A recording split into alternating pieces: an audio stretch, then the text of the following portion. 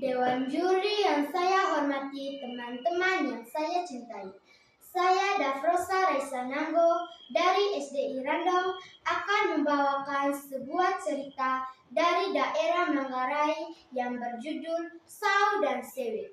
Dahulu kala hiduplah sepasang anak kembar bernama Sau dan Sewe.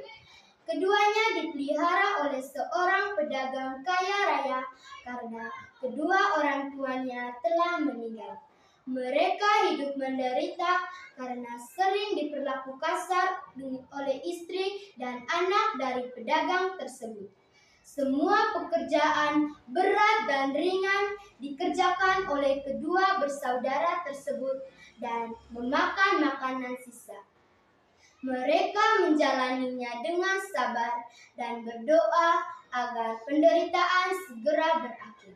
Suatu ketika, keluarga pedagang pergi ke kampung lain untuk mengikuti acara penting selama beberapa hari. Sau dan Sewe ditugaskan untuk memberi makan hewan ternak dan menjaga agar tidak ada satupun yang hilang. Kata istri pedagang, "Kalian boleh makan setelah semua hewan ternak selesai makan karena mereka lebih berharga apabila dijual dibandingkan kalian yang hanya bisa menghabiskan makan di rumah ini." Sau dan Sewe merasa sedih mendengar perkataan majikannya tersebut. Beberapa hari kemudian, si Sewe jatuh sakit, nafsu makan menurun, dan badannya menjadi sangat kurus. Ia sedih, takut terjadi hal buruk pada dirinya. Saat tengah malam, Sewe terbangun karena rasa lapar dan sangat ingin makan daging. Sau diminta membunuh salah satu burung tekukur majikannya. Dengan rasa takut, ia akhirnya menyembelih dan dimasak untuk diberikan Sewe yang sedang sakit.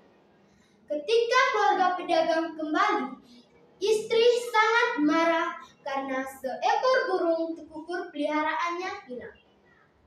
Sau mengakui perbuatannya karena saudaranya sedang sakit.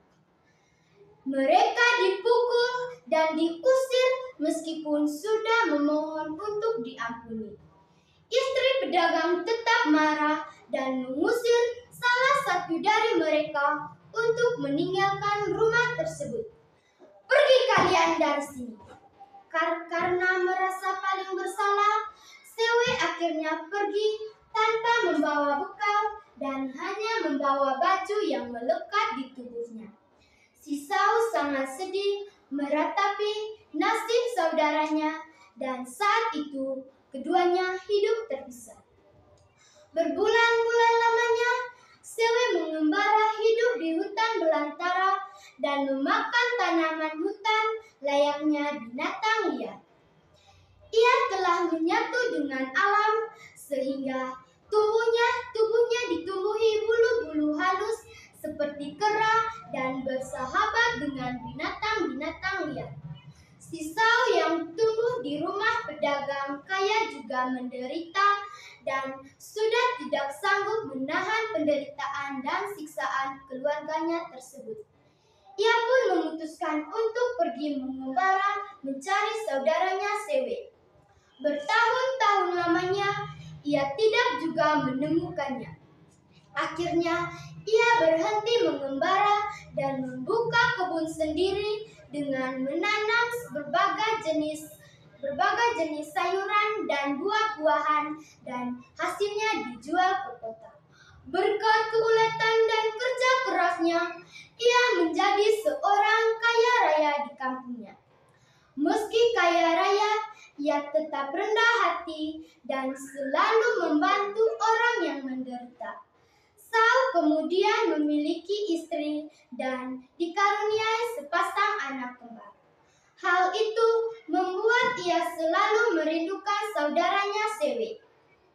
Ia menceritakan kehidupannya kepada anak istrinya tentang kehidupan mereka dulu dan tentang saudaranya yang pergi tak tahu rimbanya. Suatu hari, dia mendapat laporan dari pekerja pekerjanya di kebunnya bahwa banyak buah-buahan dan sayur-sayuran di kebunnya dimakan kera yang berlangsung cukup lama. Ia menjadi marah dan menyuruh pekerjanya memasang jerat untuk menangkap kera tersebut dan dikurung di tempat kurungan yang besar di rumah Saul. Suatu malam, ia mendengar bunyi aneh seperti suara lagu ratapan yang biasa dinyanyikan sewaktu mereka kecil bersama saudaranya dari tempat tersebut.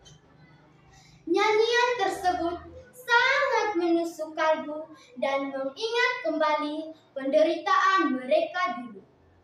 Saul dan istrinya mendatangi tempat itu dan melihat seekor kera aneh yang wajah serta badannya seperti manusia sedang bernyanyi. Saul mendekat diri dan kaget, ternyata itu adalah saudaranya Sewe yang sangat dirindukannya. Saul, aku sangat merindukanmu. Aku senang engkau ada di sini. Mereka melepas rindu dan pasrah. Para pekerja Saul menyiapkan pakaian dan makanan untuk pesta penyambutan Sewe yang telah kembali. Setelah Sewe kembali, ia juga membuka kebun baru dan berbahagia bersama istri dan anak-anaknya. Sekian dan terima kasih.